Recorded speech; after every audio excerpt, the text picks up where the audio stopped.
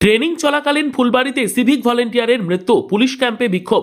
ফুলবাড়িতে training চলাকালীন এক civic ভলেন্টিয়ারের আকস্মিক মৃত্যুকে কেন্দ্র করে চাঞ্চল্য ছড়িয়েছে।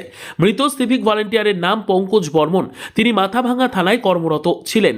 6 দিনের ট্রেনিংয়ে অংশ নিতে তিনি 12 নম্বর ব্যাটালিয়নে এসেছিলেন। অভিযোগ, গতকাল রাতে হঠাৎই হৃদরোগে আক্রান্ত হন পঙ্কজ বর্মন। সেই সময় ক্যাম্পে থাকা সেন্ট্রিকে বিষয়টি জানানো হলেও তিনি ঊর্ধ্বতন কর্তৃপক্ষকে খবর দেন। তবে সহকর্মীদের দাবি, দ্রুত চিকিৎসার কোনো ব্যবস্থা করা হয়নি। যথাসময়ে চিকিৎসা না পাওয়ায় তার মৃত্যু হয়েছে বলে অভিযোগ উঠেছে।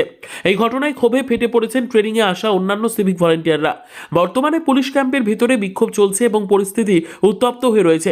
ঘটনার তদন্ত ও দায় নির্ধারণের দাবি তুলেছেন বিক্ষোভকারীরা। প্রশাসনের পক্ষ থেকে এখনও বিস্তারিতভাবে কোনো আনুষ্ঠানিক প্রতিক্রিয়া পাওয়া যায়নি। हमारा 2 आदमी गया है, उसका फैमिली नहीं है।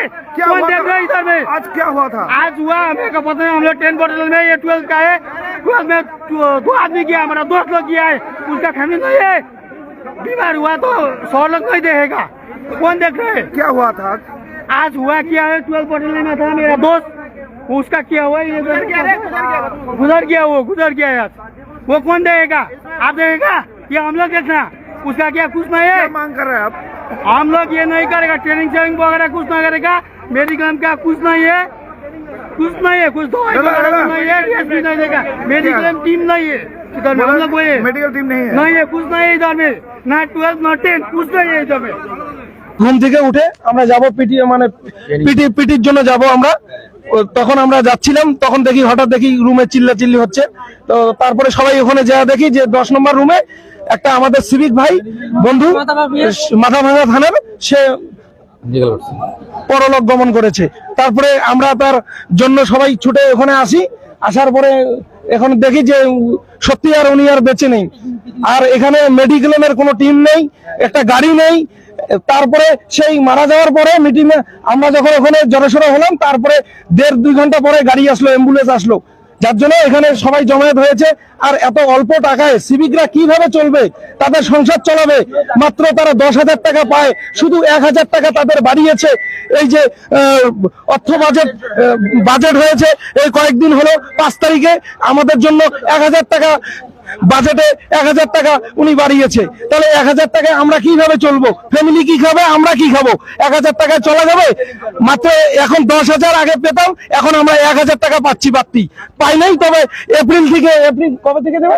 এপ্রিল থেকে আমাদের কার্যকর হবে 1,000 টাকা। তাহলে 11,000 টাকা দিয়ে আমরা কিভাবে চলবো? আমাদের সংসার কিভাবে চলবে?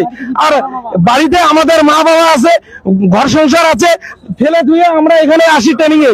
তারপরে আসে আমাদের নানান কাজের মধ্যে এখানে মানসিক চিন্তা ভাবনা নিয়ে আসতে হয়। বাড়িতে কিভাবে চলবে, এখানে আমরা কিভাবে চলবো? যার জন্য আজকে এমন পরিস্থিতির টানাবানায় আমরা এখানে এসে পড়ে আছি। মানসিক চাপ, টাকার আজকে ছেলেটা মারা গেল কেন? মানসিক চাপ, টাকার টেনশন। একদিন পর একদিন নাইট ডিউটি, এই মানসিক চাপ, রেলো ডিউটি কি করবে এই টাকায়? সামান্য টাকায়। তার নাম কি? কি নাম আছে? পঙ্কজ বর্মন, মাথাভাঙা থানা। আমার নাম নিরঞ্জন সোম, দিনাটা পিএস।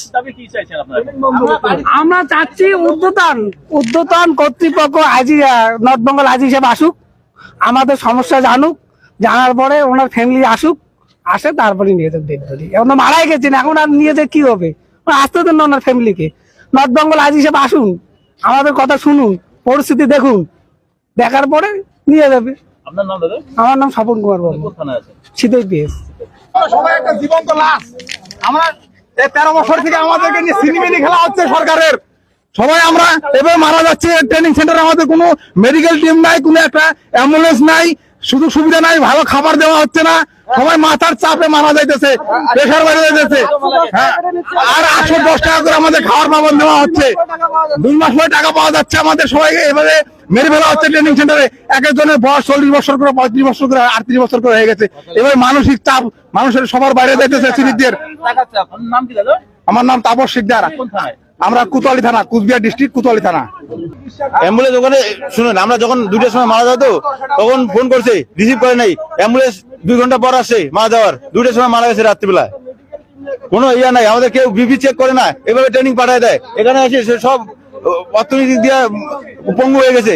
এর কাছে টাকা নিয়ে আসতে হয়, ওর কাছে টাকা নিয়ে আসতে হয় ধার করে। এখানে এসে সরকারি যে অ্যালটমেন্ট 810 টাকা মানে খাওয়া পারপাসে আমাদের, সেটা হচ্ছে আগে এখানে ক্যাশ দিতে লাগে, আর গভর্নমেন্টের টাকা ঢুকবে সেই 1 মাস 1.5 মাস পরে।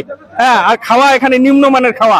হ্যাঁ, সব এক জায়গায় ডাল সবজি ডিমের কি এগুলা দিচ্ছে, সব এক জায়গায় মাইকে, মানে কুত্তার জীবনের মতো খাওয়া খাইতে হচ্ছে আমাদের। হ্যাঁ, আজকে বৃদ্ধ বাবা মা বাড়িতে 10 মাসের বাচ্চা রেখে আসছি আমি, আমাদের খুব অবস্থা খারাপ। হ্যাঁ, আমাদের সব গভর্নমেন্ট দেখতেছে না, আমাদের খুবই অবস্থা খারাপ। দিন দিন অবস্থা আমাদের শেষ হয়ে যাচ্ছে, মানসিক চাপ। হ্যাঁ, আমার নাম নীলকমল বসাক, ময়নাগুড়ি।